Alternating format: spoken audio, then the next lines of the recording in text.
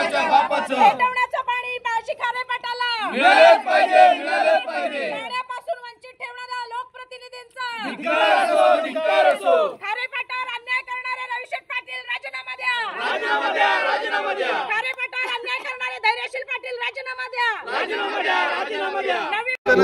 जो पाण्याचा टेंडर निघालाय त्याची सेवा हमी कायदा जो आहे त्याच्यानुसार जे संबंधित अधिकारी दोषी आहेत त्यांच्यावर कारवाई करावी अशी मागणी करत आहोत।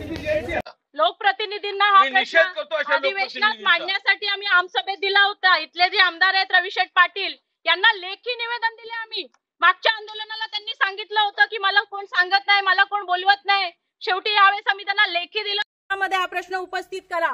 पुन्हा हा प्रश्न तारांकित मध्ये श्रीरामपूरचे आमदार आहेत हेमंत ओगले यांनी शेवटी त्याची मागणी केली की मला या विषयावर चर्चा करायची आहे। बाहेरचे आमदार या विषयावर बोलत असतील, आमसभेमधले इथले राज्यसभा खासदार बीजेपीचे धैर्यशील पाटील हे सांगतात याला मंजुरीच मिळालेली नाहीये। अरे तुम्ही धरणाच्या तोंडापाशी राहताय, इथून फक्त 1 किलोमीटरवर तुम्ही राहताय, या धरणाची काय परिस्थिती तुम्हाला माहिती नाहीये। राजीनामे देऊन टाका। तुम्ही कशासाठी तिथे लोकप्रतिनिधी म्हणून मिरवताय? जर इतक्या मोठा पाण्याचा प्रश्न तुम्हाला माहित नाही, आमचा तर तुमच्यावर आरोप आहे की हे पाणी न मिळू देण्यामागे तुम्हीच आहात। कारण एकही पत्र तुम्ही इतक्या वर्षामध्ये दिलेलं नाहीये इरिगेशन खात्याला।